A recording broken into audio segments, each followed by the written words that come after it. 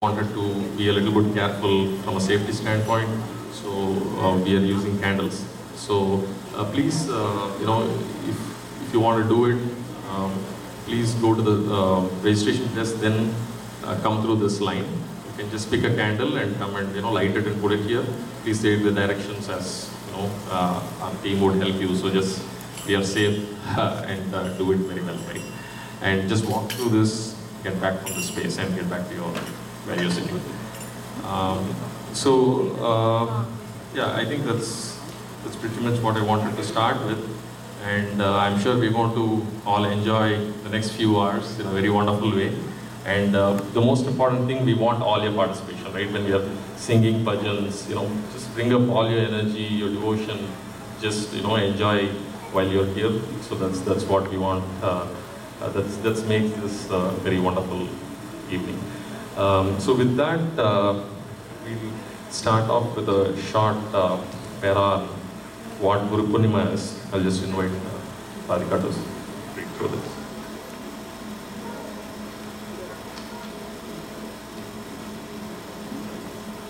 Sai Ram everyone. Wish you all a very happy Guru Purnima.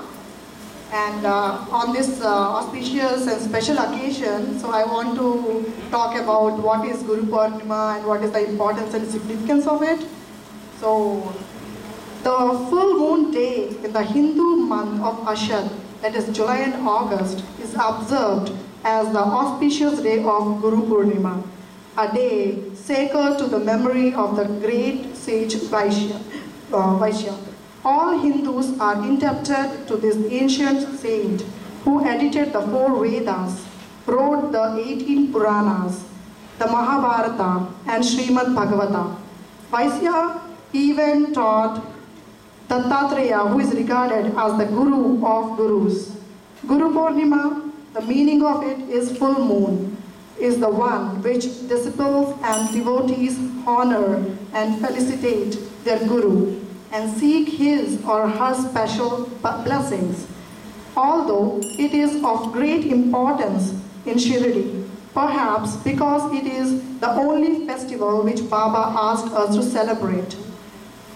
The festival originated in the Buddha's time, when the monks used to take Diksha, instructions on their spiritual practice.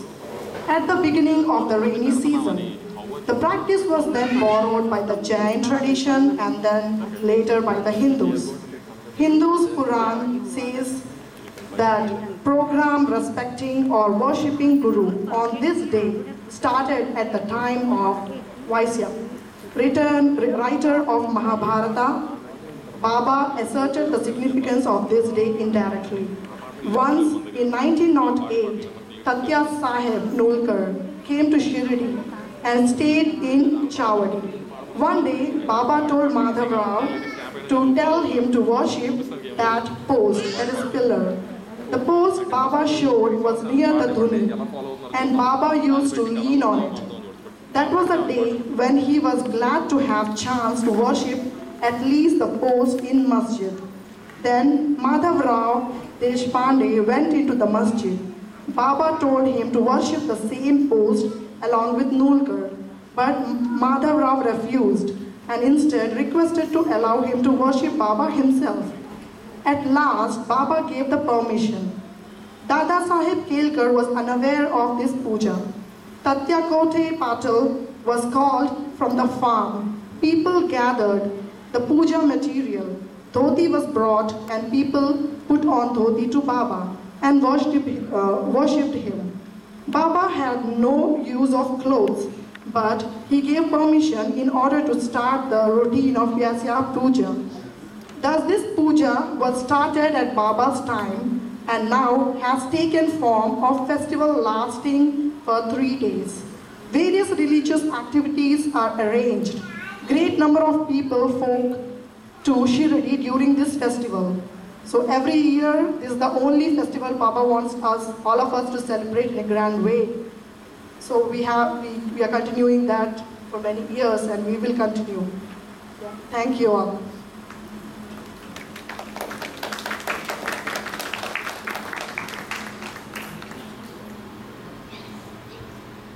It's a wonderful reminder of what Guru Purnima is. I think listen to it again. So I'll just read a few paras of Satcharitra, short versions of a few of those, and then we'll go to the lighting of the lamp. This is more about the Guru, the necessity of a Guru. One day after a Hemant Pant's meeting with Sai Baba, Kaka Saheb went to Baba and asked whether he should leave Shirdi. Baba said yes. Then someone asked Baba where to go. Baba said, high up. Then the man said, how is the way? Baba said, there are many ways leading there. There is one way from here, Shirdi. The way is difficult. There are tigers and wolves in the jungle on the way. Kaka Saheb asked, but Baba, what if we take a guide with us? Baba answered, then there is no difficulty. The guide will take you straight to your destination, avoiding wolves, tigers, and ditches, etc. on the way. If there be no guide, there is a danger of you being lost in the jungles or falling into ditches. The Bolkar was present on this occasion, and he thought that this was the answer Baba gave to the question whether Guru was a necessity, and he thereupon took the hint that no discussion of the problem, whether man is free or bound, is of any use in spiritual matters, but that on the contrary, real Paramartha is possible only as a result of the teachings of the Guru for getting self-realization, and the only virtues necessary for such progress are faith and patience.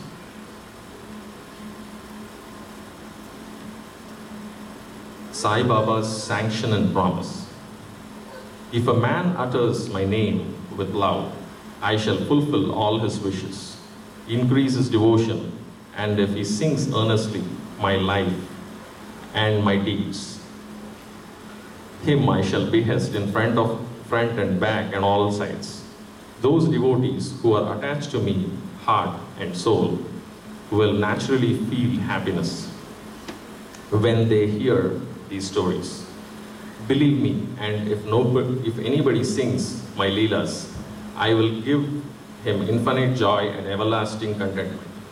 It is my special characteristic to free any person who surrenders completely to me and who does worship me faithfully and who remembers me and meditates on me constantly. How can they be conscious of worldly objects and sensations who utter my name, who worship me, who think of my stories and my life, and who thus always remember me? I shall draw out my devotees from the jaws of hell. If my stories are listened to, all the diseases will be got rid of. So hear my stories with respect and think and meditate on them, assimilate them. This is the way of happiness and contentment. The pride and the egoism of my devotees will vanish. The mind of the hearers will be set at rest. And if it has wholehearted and complete faith, it will be one with supreme consciousness. The simple remembrance of my name, Sai, will do away with sins and speech and hearing. Baba's sweet and nectar-like words. Be wherever you like, do whatever you choose. Remember this well, that all what you do is known to me. I am the inner ruler of all and seated in their hearts. I envelop all the creatures, the movable and the immovable world. I am the controller, the Vayapolar of the show of this universe. I am the mother, origin of all beings, the harmony of three gunas, the propeller of all senses, the creator, the preserver, and the destroyer. Nothing will harm him who turns his attention towards me, but Maya will lash or whip him who forgets me. All the insects, ants, the visible, movable, and immovable world is my body or form. Turning the water into oil. Sai Baba was very fond of lights. He used to borrow oil from shopkeepers and keep lamps burning the whole night in the masjid and temple. This went on for some time. The shopkeepers who supplied oil once met together and decided not to give him oil. When, as usual, Baba went to ask for oil, they all gave him a distinct no. Then Baba returned to the masjid and kept the dry wicks in the lamps. The shopkeepers were watching him with curiosity. Baba took the tin pot, which contained little oil, probably a few drops of oil, put water into it and drank it and forced it fall into the container. After consecrating the tin pot with this way, he again took water in the tin pot and filled all the lamps with it and lighted them. To the surprise and dismay of all watching shopkeepers, the lamps began to burn and kept burning the whole night. The shopkeepers repented and apologized. Baba forgave them and asked them to be more truthful in the future. The pseudo-guru, Jawhar Ali. One fakir from Ahmednagar by name Jawhar Ali came to Rahata with his disciples and stayed in Bakhal, near Vidarbha temple. The fakir was learned, could repeat the whole Quran, and had a sweet tongue. Many religious and devout people of the village came to him and began to respect him. With the help of the people, he started to build Idka near the Vidarbha temple. There was some quarrel about his affairs, on account of which Jawhar Ali had to leave Rahat. Then he came to Shirdi and lived in the masjid with Baba. People were captured with a sweet talk and he began to call Baba his disciple. Baba did not object and consented to be his Shishya. Then both Guru and Shishya decided to return to Rahata and live there. The Guru never knew his disciple's worth, but the disciple knew the defects of the Guru. Still, he never disrespected him, observing carefully his duties. He even served the master in various ways. They used to come to Shirdi off and on, but their mainstay was in Rahata. The loving devotees of Baba in Shirdi did not like that Baba should stay away from them in Rahata. So they went in a deputation to bring Baba back to Shirdi. When they met Baba near the Idka and told the purpose for which they came, Baba said to them that the fakir was an ill-tempered fellow. He would not leave him, and that they should better return to Shirdi without him before the fakir returned. While they were thus talking, the fakir turned up and was very angry with them for trying to take away his disciple.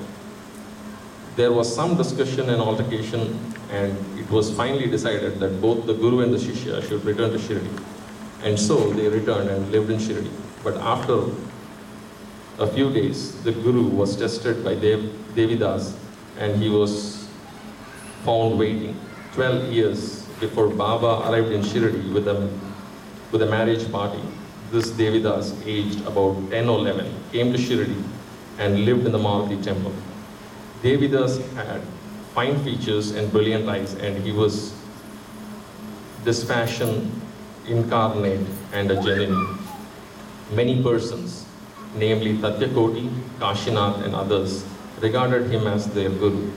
They bought Jawhar Ali in his presence, and in the discussion that followed, Jawhar was worsted and fled from Shirdi. He went and stayed in Bijapur and turned after many years to Shirdi and prostrated himself before Sai Baba. The delusion that he was Guru and Sai Baba was Shishya was cleared away, and as he repented, Sai Baba treated him with respect. In this case, Sai Baba showed by actual conduct how one should get rid of egoism and do the duties of a disciple to attain the highest end of self-realization.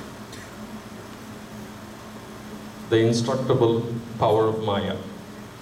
Baba's words were always sharp, pithy, deep, full of meaning, efficient and well-balanced. He was ever content and never cared for anything. He said, "Though I have become a fakir, have no house or wife, and thou leaving all of all cares, I have stayed at one place. The inevitable Maya teases me often. Though I forget myself, I cannot forget her. She always envelops me. This Maya of the Lord teases God, Brahma and others. Then what to speak of a poor fakir like me? Those who take refuge in the Lord will be freed from her clutches with grace." In such terms, Baba spoke about the power of Maya. Lord Sri Krishna had said to Uddhava in the Bhagavad that the saints are his living forms, and see what Baba had said for the welfare of his devotees. Those who are fortunate and those demerits and whose demerits have vanished, take to my worship, and if always say Sai, I shall take you over the 7 seas. Believe in these words and you will certainly be benefited. I do not need the paraphernalia of worship, either 8-fold or 16-fold. I rest there where there is a full devotion. And just the last thing to close,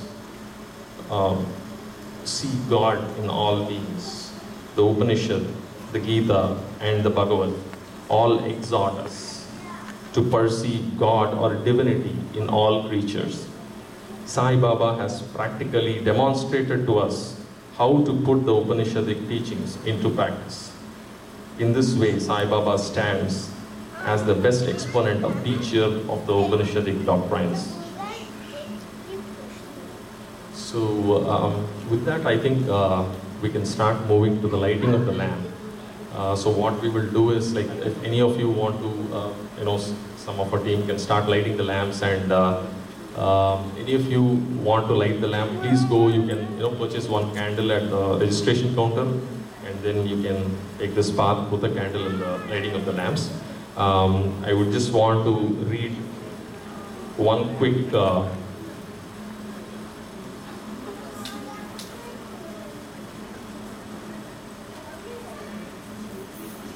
thing about the significance of why we light these lamps. So lighting of the lamps has always been Shirdi Sai Baba's most important activity. For an oil lamp to burn, the wick has to be in the oil, yet out of the oil. If the wick is drowned in the oil, it cannot bring light. Life is like the wick of the lamp. You have to be in the world, yet remaining untouched by it. If you are drowned in the materialism of the world, you cannot bring joy, love, and knowledge in your life. By being in the world, yet not drowning in the worldly aspect of it, we can be the light of joy, love, and knowledge.